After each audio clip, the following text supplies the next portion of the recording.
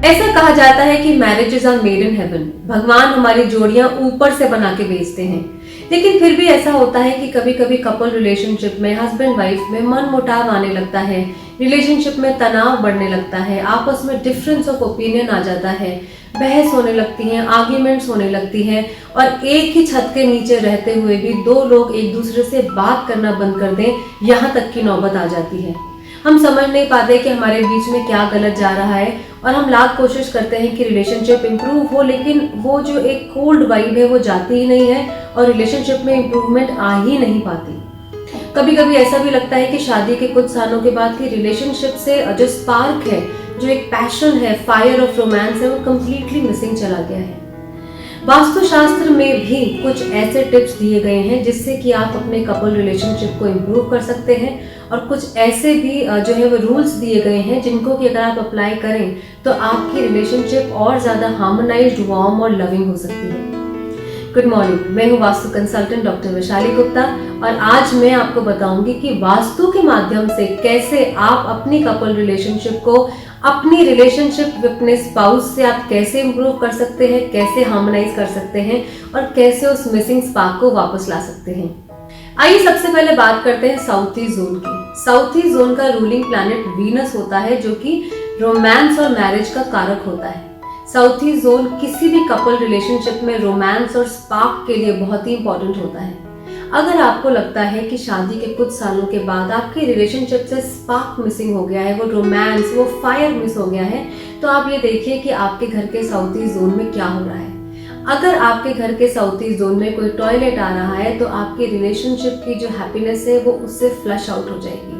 तो south east में कभी भी जो है वो आपका टॉयलेट नहीं आना चाहिए, क्योंकि वो आपकी रिलेशनशिप को अफेक्ट करता है। और अगर आपके साउथ ईस्ट में टॉयलेट है तो कोई चिंता की बात नहीं है, आप एक रॉक सॉल्ट का बोल अपने टॉयलेट में रख सकते हैं, और हर हफ्ते इस रॉक सॉल्ट को आप बदलते रहिए। इस सी सॉल्ट को भी आप सी सॉल्ट भी रख सकते हैं, उसको बदल सकते हैं। ऐसा करने से जितनी भी नेगेटिविटी है वो ऑब्जॉर्ब हो जाएगी, और आपके रिलेशनशिप में थोड़ा सा और माधुर्य और थोड़ा सा और जो लव है वो इंक्रीज होने लगेगा। साउथ ईस्ट जोन में अगर किसी तरह का क्लटर है तो उसको भी क्लियर कर दें, जिससे कि आपके साउथ ईस्ट जोन की जो एनर्जीज हैं वो एकदम उभर करके बाहर निकले और आपकी रिलेशनशिप में रोमांस और स्पार्क बना रहे। एक और जो वास्तु का जोन है जो कपल रिलेशनशिप में बहुत ही इंपॉर्टेंट होता है, वो है आपके साउथ वेस्ट का जोन, यानी कि नैऋत्य कोण। साउथ वेस्ट का जो जोन होता है वो रिलेशनशिप की stability and skill in handling relationship को डिनोट करता है। ये बहुत इंपॉर्टेंट है कि हमें वो स्किल आनी चाहिए कि हम अपनी रिलेशनशिप को, अपने स्पाउस को कैसे अंडरस्टैंड करें, कैसे हैंडल करें, कैसे इमोशनली जो है हम उनको हैंडल करें। तो ये जो रिलेशनशिप को हैंडल करने की स्किल आती है, जो एक दक्षता आती है अपने रिश्तों को निभाने की, ये हमें साउथ वेस्ट जोन देता है। अब कैसे हम अपनी दक्षता को निभा सकते हैं, कैसे हम अपनी स्किल को इम्प्रूव कर सकते हैं? साउथ वेस्ट जोन में आप 2 स्वॉन्स रख सकते हैं अपने बेडरूम के साउथ वेस्ट में, या घर के साउथ वेस्ट में 2 स्वॉन्स का जोड़ा रखिए, या फिर आप 2 लव बर्ड्स भी रख सकते हैं। साथ ही अगर आप अपने बेडरूम के साउथ वेस्ट कॉर्नर में कपल पिक्चर लगाते हैं किसी हैप्पी मोमेंट की, तो भी आपके रिलेशनशिप में स्टेबिलिटी आने लगती है। तो इस तरह से अगर आप अपने साउथ वेस्ट जोन को स्ट्रेंथन करते हैं, स्वॉन्स लगाते हैं, लव बर्ड्स लगाते हैं, कपल पिक्चर्स लगाते हैं, तो भी आपके रिलेशनशिप में स्टेबिलिटी आती है, and your skill in handling the relationships improves considerably. और देखिए ये सारे उपाय जो है ये बहुत ही कारगर है, लेकिन ओवरनाइट तो हमारी लाइफ में कुछ भी नहीं बदलता। हमें अपने रिलेशनशिप को हैंडल करने के लिए उस पर डेली एफर्ट करने पड़ते हैं, डेली स्किलफुली उसको हैंडल करना पड़ता है। तो जो मैंने आपको टिप्स बताए हैं साउथ ईस्ट और साउथ वेस्ट के, अगर आप इनको एक लंबे टाइम के लिए, प्रोलॉन्ग टाइम के लिए अप्लाई करेंगे, साथ ही साथ अपने पार्टनर को स्पेस देंगे, अंडरस्टैंड करेंगे, इमोशनली अंडरस्टैंड करेंगे, तो आपकी रिलेशनशिप में जो बेहतरी है वो खुद ब खुद आने लगेगी। किसी भी कपल रिलेशनशिप का जो सबसे इंपॉर्टेंट पार्ट होता है वो है बेडरूम। बेडरूम कहा जाता है कि it is the centre of love and intimacy, और अगर हमारे बेडरूम का वास्तु जो है वो वेल बैलेंस्ड है तो हमारी रिलेशनशिप में अपने आप सौहार्द आने लगता है, हार्मनी आने लगती है, and the love starts increasing. So now I am going to tell you how your bedroom should be, कैसा आपका बेडरूम हो जिससे कि आपकी रिलेशनशिप में और ज़्यादा हार्मनी आए। अगर आपका बेडरूम साउथ वेस्ट की तरफ है और उसमें कोई अटैच टॉयलेट है तो उस बाथरूम का दरवाज़ा जो है उसको हमेशा बंद रखिए। बाथरूम की तरफ से जो भी नेगेटिव एनर्जी आती है वो हमारे बेडरूम की ऑरा और एनर्जी को अफेक्ट कर सकती है। इसलिए ये इम्पोर्टेंट है कि हम इस दरवाजे को हमेशा बंद रखें। जैसा कि मैंने आपको बताया कि आप टॉयलेट में सी सॉल्ट रख सकते हैं, वैसे ही सी सॉल्ट आप बेडरूम में भी रख सकते हैं और हर हफ्ते आप इस सी सॉल्ट को बदलते रहिए। ये सी सॉल्ट सारी नेगेटिव वाइब्स को अब्सॉर्ब कर लेगा और आपकी एनर्जी को फ्रेश एंड रिन्यूड कर देगा। साथ ही इस बात का भी ध्यान रखिए कि आपके बेड के दोनों तरफ साइड टेबल्स होने चाहिए। कहीं कहीं पर हमने देखा है, वास्तु विजिट्स में देखा है कि बेड के एक ही तरफ साइड टेबल होता है और एक तरफ साइड टेबल नहीं होता। अगर एक ही तरफ साइड टेबल होता है तो जिसकी तरफ साइड टेबल होता है वो पर्सन रिलेशनशिप में हावी होने लगता है और दूसरा पर्सन अपने आप को वीक महसूस करता है।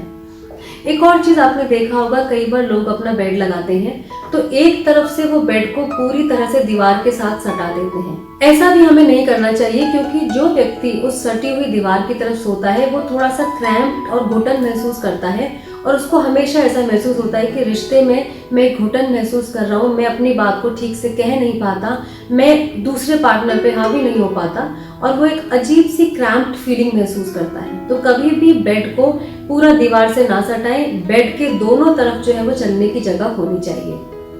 साथ ही इस बात का भी ध्यान रखें कि आपने अपने बेडरूम में डिस्प्ले आर्टिकल्स कैसे लगाए हैं। कोई भी आर्टिकल जो हम अपने बेडरूम में लगाते हैं, चाहे वो पिक्चर हो, चाहे वो पेंटिंग हो, चाहे वो कोई भी डिस्प्ले आर्टिकल हो, वो उस स्पेस को प्रोग्राम करता है। अगर हम कोई एग्रेसिव पिक्चर्स लगाते हैं तो वो हमारी स्पेस को एग्रेसिवली प्रोग्राम करता है। अगर हम कोई बहुत ज़्यादा डार्क कलर्स लगाते हैं तो वो डार्क एनर्जी को इंड्यूस करता है। तो ऐसे हैप्पी मोमेंट के कपल पिक्चर्स लगाएं, ब्यूटीफुल सूदिंग पेंटिंग्स लगाएं जो कि आपकी स्पेस को पॉजिटिवली प्रोग्राम करे और इसका एक पॉजिटिव असर जो है वो आपके साइकोलॉजी पे पड़े एंड आपको पॉजिटिव वाइब्रेशंस आए, you feel nice when you enter the bedroom. एक और चीज़ जो बहुत इंपॉर्टेंट है, जो काफ़ी सारे कपल्स गलती कर देते हैं, वो ये है कि डबल मैट्रेस का यूज़ करना। तो इस बात का ध्यान रखें कि आपके बेड के नीचे जो मैट्रेस आ रही है वो कभी भी डबल मैट्रेस नहीं होनी चाहिए, एक सिंगल मैट्रेस है जो कि पूरे डबल बेड पर आनी चाहिए। इससे भी आपकी रिलेशनशिप में हार्मनी रहती है और प्यार बना रहता है। एक और चीज जिसका कि हमको वास्तुशास्त्र में ध्यान देना चाहिए और आपने कई बार सुना भी होगा, वो ये है कि अपने बेड के सामने कभी भी मिरर नहीं लगाएं। आपका जो बेड है उसकी जो रिफ्लेक्शन है, उसका जो प्रतिबिंब है, वो कभी भी सामने लगे हुए मिरर के अंदर नहीं आना चाहिए, क्योंकि इससे भी कपल रिलेशनशिप अफेक्ट हो सकती है और हमारे जो रिलेशनशिप है उसमें लड़ाई झगड़े, क्वारल्स और आर्ग्यूमेंट्स के जो चांसेस है वो बढ़ सकते हैं। एक और चीज जो बहुत ज्यादा इंपॉर्टेंट है और जिसका ध्यान रखना बहुत जरूरी है वो ये है कि हमारे बेडरूम में कभी भी मंदिर नहीं होना चाहिए, किसी भी तरह की भगवान कोई पिक्चर्स नहीं होनी चाहिए। ये हम सभी जानते हैं कि जो बेडरूम होता है वो गृहस्थ आश्रम को डिनोट करता है और मंदिर और जो ये भगवान की सब पिक्चर्स हैं ये वानप्रस्थ को डिनोट करती हैं और ये एनर्जीज का क्लैश हो जाता है। तो इस बात का ध्यान रखें कि आपके बेडरूम में कभी भी आप मंदिर नहीं बनाएं कपल बेडरूम में, और हो सके तो भगवान की पिक्चर्स लगाना भी अवॉइड करें। इस सब चीज़ों के बाद एक और चीज़ जो बहुत इंपॉर्टेंट है वो ये है कि आपके बेडरूम का एनवायरनमेंट कैसा है। जब कोई भी कपल अपने बेडरूम में एंटर करता है तो वो कैसा महसूस करता है? Do you feel peaceful, positive and relaxed, या फिर आपको वहाँ की एनर्जी रेस्टलेस कर देती है? अपने बेडरूम की एनर्जी को इम्प्रूव करने के लिए आप अपने हैप्पी मोमेंट्स की कपल पिक्चर्स तो लगाएं ही, साथ ही साथ आप अपने बेडरूम की लाइटिंग को ऑम्बियंट रखें। जहाँ तक हो सके वार्म वाइट लाइटिंग का इस्तेमाल करें और साथ ही थोड़ी खुशबू जो है वो अपने बेडरूम में रखें। आप फ्रेश फ्लावर्स लगा सकते हैं या फ्रेग्रेंट कैंडल्स लगा सकते हैं और ड्राई फ्लावर जो आपके आर्टिफिशियल कृत्रिम जो आपके फूल होते हैं उनको लगाना अवॉइड करें, क्योंकि वो रिलेशनशिप में ड्राइनेस और स्टेलनेस लाते हैं। एक और चीज़ last but not the least जो आप कर सकते हैं वो ये है कि शाम के समय अपने बेडरूम में कोई सूदिंग म्यूजिक लगा के रखें। अगर आप ये सारे उपाय फॉलो करते हैं, साउथ ईस्ट जोन के लिए, साउथ वेस्ट जोन के लिए, अपने बेडरूम के टिप्स को फॉलो करते हैं, तो आपकी रिलेशनशिप में बहुत हद तक सुधार आ सकता है। और जैसा कि मैंने पहले भी बोला, ऐसा नहीं होता कि कोई भी चीज़ रातों रात बदल जाती है। There is nothing that changes overnight. इन सब उपाय के साथ अपने कपल को हर एक कपल को जो है वो एक दूसरे को स्पेस देनी चाहिए, एक अंडरस्टैंडिंग रखनी चाहिए, एक एक्सेप्टेंस लेवल जो हाई है। तो ये सारे उपाय जो मैंने आपको बताए हैं, अगर आप इनको फॉलो करते हैं साउथ ईस्ट जोन के लिए, साउथ वेस्ट जोन के लिए और बेडरूम के टिप्स को अगर आप अप्लाई करते हैं तो आपकी रिलेशनशिप में काफ़ी हार्मनी आ सकती है। और जैसा कि मैंने पहले भी बोला कि कोई भी चीज़ ओवरनाइट नहीं बदल सकती। You have to have skill for handling the relationship and you need every day effort to improve your relationship. तो थोड़ा सा अपने कपल को जो है आपस में एक दूसरे को स्पेस दीजिए, अंडरस्टैंडिंग रखिए और एक्सेप्टेंस बढ़ाइए और साथ ही वास्तु के टिप्स फॉलो कीजिए। And I wish you good luck for a beautiful relationship. तो अपने इस वीडियो में मैंने आपको बताया कि आप अपने रिलेशनशिप को अपने स्पाउस के साथ कैसे इम्प्रूव कर सकते हैं। और अगर आपको ये वीडियो अच्छा लगा तो लाइक करना ना भूलें। कमेंट सेक्शन में अपने जो सुझाव हैं वो ज़रूर हमको लिख के भेजें। साथ ही साथ हमारे यूट्यूब चैनल को सब्सक्राइब करें। Thank you for listening to me. Have a nice day.